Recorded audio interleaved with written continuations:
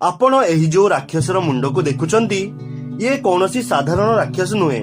Anchor ना हेउची कीर्तिमुख।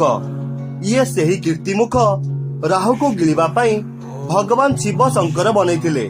जेबे राहु भगवान महादेव को क्षमा मागिला भगवान राहु को तो क्षमा करदेले, किंतु कीर्तिमुखर भोक शांत होई नथिला। सेथिपाई से ता आखपाखरे थिबा सबु जिनिस को खाई शेष कर देथिला। तार एपरी दृश्य देखि देवता माने डरी जाइथिले। भगवान महादेव ताकू कहिले, तू राहु को खाई न पारिले कौन हैला? तू तो निज शरीर को खाई पारिबु। सेतेबेले से तार पूरा शरीर को खाई देइथिला, खाली ता मुंड को छाड़ी।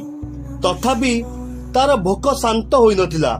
से भगवान महादेव को कहिला, एबे भी मोर भोक शांत होई नहीं, मु आपन को खाइबी। यह देखि भगवान महादेव ताको पृथ्वी पृष्ठ को पठाई देले। कहिले, जाओ पृथ्वी लोकंकर लोभ पाप क्रोध काम वासना को खाओ। सेथिपाई लोकमाने कीर्ति मुख को घर आ मंदिर आगरे लगाई थांती। लोकमाने एपरी मानती कि एही मुंड को लगाइबा द्वारा एही सब खराब जिनिस घर भितर को प्रवेश न करि पारू। कौन आपण एही विषय रे जानिथिले? जदि जानिथिले कमेंट रे हर हर महादेव अवश्य लिखंतु।